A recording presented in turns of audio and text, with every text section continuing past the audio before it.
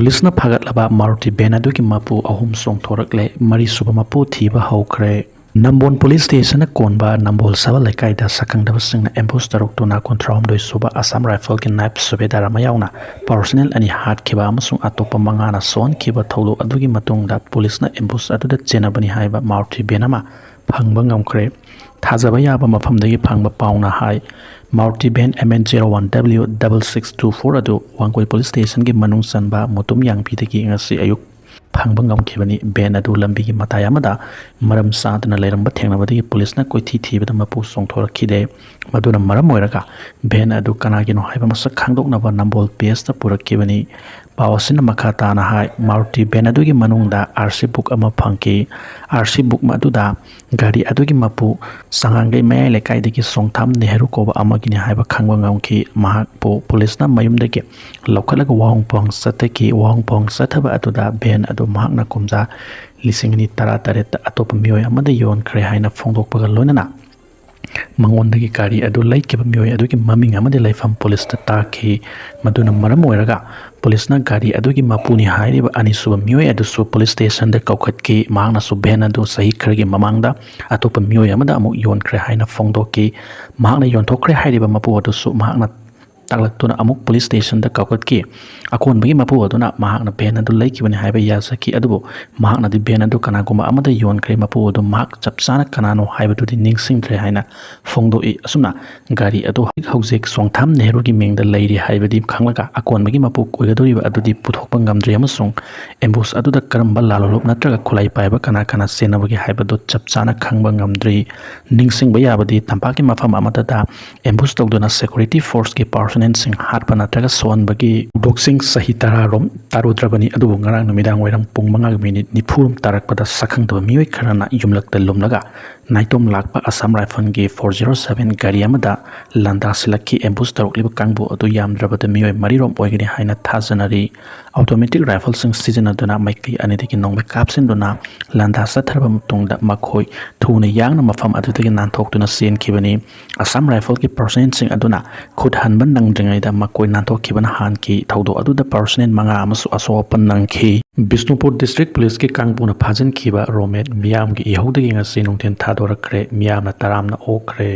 Anti-drug campaign Bisnupur District ki chairman oina thau puriba Ningthauko Municipal Council Ward number 14 dagi Thoksom Maniksan gi machanupa Thoksom Romen bu Bisnupur District Police ki commando na phaduna pukraga specific active cadre ni haina haijin bayaningte Romen bu athob the condition amata yaudana Ningthaukhaba numit fau ki manungda Thadorakani Thaukhong gi akoibada leiba loop ahum Ningthaukhong apunba loop Ningthaukhong Protection Committee Women Wing amati Mangol Nganbi College Ningthaukhong da hangba relief camp ki IDP sing wakan mifam to the saruk yakhi Women Wing gi President RK Tombisnana Romen haiba miyoi si miyam gi thabak tawduna yamna chamjaba amati Ningthaukhong gi water supply panaduna leiba miyoi ni mahakbu athubada Thadoroknaba haiduna nahan tidim lambi thingduna khongjang sangsinbada SP Bisnupur amadi commando gi officer kya yauna SP gi office chamber da mifam famduna mahak maral thoina leramloi wahang pahong khara tawraga nongma nini gi manungda Thadoroknaba honagi haina thajaba piraki madugi matung sangsilamba ban handokduna wakan mifam oina sathaduna lakpani ngarang nomidang ikhang khangaudana Romen bo Central Force ka punna photo ama kaplaga KCP gi active cadre amani haina social media amadi ngasi gi print media da lauktorokpa ase semjin sajin ba wafamni Romen maral leite ni thogong da leiriba se sosing ani gi marakta leiriba Fajarba mari asi fataba mari rom da laktringai Romen bu courta puthokloba matung condition amata yauduna thadokadabani haike saruk yakiba Empal Bisnupur District ki Secretary RK Sasina phongdokhebada ngasi Ningthaukhong gi miyamna ikhau pongna Romen thadu haina laubangam lebasi Romen mara laite haiba chapsana miyamna khangbanani karigumba mahakna mara lairamba thoklabadi miyam mangda asumna mahakitamak laubangam lamloi asumna miyamgi ihau laktringai Romen bu Thadorakadabani haiki amaromda miyamgi ihaudagi Romen ngasi nungthil belda Thadorakhre ihau horomba khongjangda saruk yakiba miyamna Ningthau kaithelda miyamna taramna okre Akrukon arambai tengol bo thagatba madi kai khumnaba ulakle lebak ki lurba tanfam kaya da arambai tengol ki tengoloi singna thawai fawa pamuba leitana iramdam asigi damak lawriba thaudang singbo All Kongba Road United Club Organization na thagatpa phongdorakle lup asina Thadorakpa cherola man hai ꯃꯔꯝ ꯑꯣꯏꯔꯒ ꯏꯁꯤꯡ ꯊꯨꯝꯖꯤꯟꯈ꯭ꯔꯕ ꯃꯐꯝꯁꯤꯡꯗ ꯄꯟꯗꯨꯅ ꯂꯩꯔꯝꯕ ꯃꯤꯑꯣꯏꯁꯤꯡ ꯁꯥꯐꯒꯗꯕ ꯃꯐꯝꯗ ꯄꯨꯊꯣꯔꯛꯄ ꯇꯨꯔꯦꯜꯁꯤꯡꯒꯤ ꯂꯩꯔꯥꯏ ꯁꯦꯝꯖꯤꯟꯕꯗ ꯑꯔꯥꯝꯕꯥꯏ ꯇꯦꯡꯒꯣꯜꯅ ꯑꯆꯧꯕ ꯊꯧꯗꯥꯡ ꯂꯧꯈꯤꯕꯒꯤ ꯊꯧꯑꯣꯡ ꯑꯗꯨ ꯑꯋꯥꯡꯕ ꯊꯥꯛꯇ ꯏꯀꯥꯏ ꯈꯨꯝꯅꯩ꯫ ꯃꯃꯥꯡꯗ ꯊꯣꯛꯈꯤꯕ ꯏꯆꯥꯎꯒꯤ ꯔꯤꯂꯤꯐ ꯐꯟꯗ ꯐꯪꯗ꯭ꯔꯤꯉꯩꯗ ꯍꯟꯖꯤꯟ ꯍꯟꯖꯤꯟ ꯏꯆꯥꯎ ꯊꯣꯛꯂꯤꯕꯁꯤ ꯃꯔꯤ ꯂꯩꯅꯕ ꯑꯣꯊꯣꯔꯤꯇꯤꯁꯤꯡꯅ ꯃꯇꯝ ꯆꯥꯅ ꯌꯦꯡꯁꯤꯟꯕ ꯃꯊꯧ ꯇꯥꯏ꯫ ꯃꯐꯝ ꯑꯃꯗ ꯍꯟꯖꯤꯟ ꯍꯟꯖꯤꯟ ꯇꯨꯔꯦꯟꯒꯤ ꯏꯁꯤꯡ ꯄꯥꯊꯣꯛꯇꯨꯅ ꯏꯆꯥꯎꯒꯤ ꯑꯋꯥꯕ ꯃꯥꯌꯣꯛꯅꯍꯜꯂꯤꯕꯁꯤ ꯃꯔꯤ ꯂꯩꯅꯕ ꯗꯤꯄꯥꯔꯠꯃꯦꯟꯅ ꯑꯊꯨꯕꯗ ꯁꯦꯝꯖꯤꯟꯗꯨꯅ ꯃꯤꯌꯥꯝꯒꯤ ꯑꯋꯥꯕ ꯀꯣꯛꯍꯟꯅꯕ ꯍꯣꯠꯅꯐꯝ ꯊꯣꯛꯏ꯫ ꯃꯅꯤꯄꯨꯔꯗ ꯍꯧꯖꯤꯛ ꯊꯣꯛꯂꯤꯕ ꯏꯆꯥꯎ ꯑꯁꯤꯅ ꯃꯤꯌꯥꯝ ꯃꯔꯨꯑꯣꯏꯅ ꯏꯝꯐꯥꯜ ꯏꯁ, ꯏꯝꯐꯥꯜ ꯋꯦꯁ ꯑꯃꯗꯤ ꯊꯧꯕꯥꯜ ꯗꯤꯁꯇ꯭ꯔꯤꯛꯇ ꯑꯋꯥꯕ ꯇꯥꯍꯟꯕꯒ ꯂꯣꯏꯅꯅ national highway, state highway, major district road ꯑꯃꯗꯤ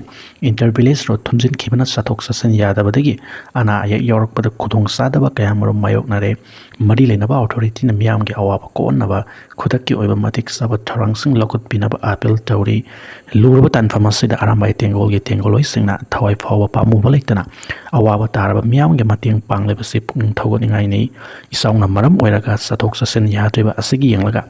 ꯍꯧꯖꯤꯛ ꯁ꯭ꯀꯨꯜ ꯈꯔꯗ ꯑꯦꯛꯖꯥꯝ ꯇꯧꯔꯤꯕꯁꯤ ꯃꯇꯝ ꯈꯔ ꯌꯩꯊꯣꯛꯇꯨꯅ ꯁ꯭ꯀꯨꯜ ꯁꯨꯇꯤ ꯊꯥꯕꯤꯅꯕ ꯃꯔꯤ ꯂꯩꯅꯕ ꯗꯤꯄꯥꯔꯠꯃꯦꯟ ꯑꯃꯗꯤ ꯁ꯭ꯀꯨꯜꯁꯤꯡꯗ ꯑꯥꯄꯤꯜ ꯇꯧꯔꯤ ꯍꯥꯏꯅꯁꯨ ꯆꯦꯔꯣꯜ ꯑꯁꯤꯅ ꯐꯣꯡꯗꯣꯔꯛꯂꯤ꯫